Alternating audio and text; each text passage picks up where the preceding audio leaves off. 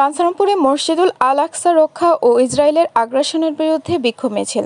বাঞ্ছারামপুর থেকে আলমগীর হোসেন। সংবাদের শুরুতেই আছেন আকলিমা রশিদ আলী।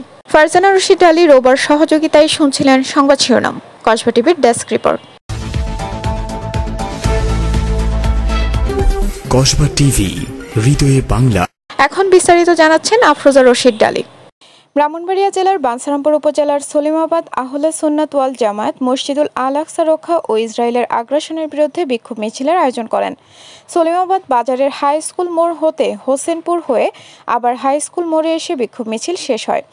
মিছিলে আহলে সুন্নাত ওয়াল জামায়াতের পাশাপাশি বিভিন্ন রাজনৈতিক সংগঠন, শিক্ষক, ছাত্র ও বিভিন্ন শ্রেণী পেশার মানুষ উপস্থিত ছিলেন।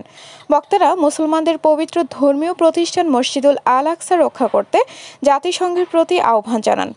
আন্দোলন থেকে ফিলিস্তিনের শিশু, মহিলা সহ সাধারণ মানুষকে হত্যার নিন্দা জানানো হয়। বক্তব্য রাখেন হাফেজ মাওলানা সরওয়ার রেজা আল কাদরি, মাওলানা কামরুল হাসান, শিক্ষক মোহাম্মদ আশরাফি, শিক্ষক মোহাম্মদ বিপ্লব আহমেদ সহ প্রমুখ। আরও উপস্থিত ছিলেন সলিমাবাদ ইউনিয়ন পরিষদের ভারপ্রাপ্ত চেয়ারম্যান মোহাম্মদ রফিকুল ইসলাম, জাসাসের উপজেলা আহ্বায়ক এম.এস. সালাম, সলিমাবাদ ইউনিয়নের বিএনপির সাবেক সভাপতি আব্দুল সামাদ, মেম্বার সহ আরও অনেকেই। আমরা এখানে বাঞ্ছারামপুর সলিমাবাদে আহলে সুন্নাত ওয়াল জামাতের পক্ষ থেকে আজকে আমরা বিক্ষোভ মিছিল ও মানববন্ধনে ডাক দিয়েছি।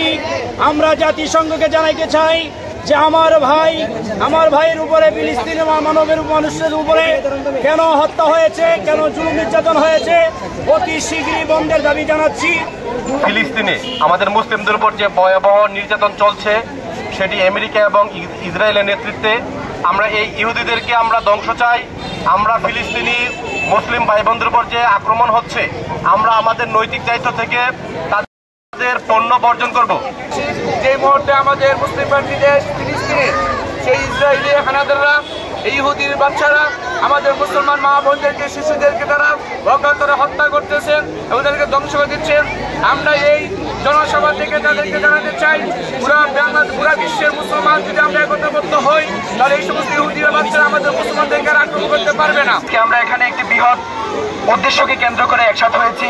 আমরা জানি আমেরিকার প্রত্যক্ষ মদদে এবং ইসরায়েলের যে নেতানিয়াহুর নেতৃত্বে যে বর্বরোচিত হামলা চলছে এবং যে আমাদের ফিলিস্তিনি মুসলমানদের উপরে যে মাসের পর মাস দীর্ঘ 17 মাস ব্যাপী যে নির্যাতন চলছে, সেই নির্যাতনের প্রতিবাদ জানাতে আমরা আমাদের ইমানি চেতনায় উজ্জীবিত হয়ে আজকে আমরা এখানে হাজির হয়েছি।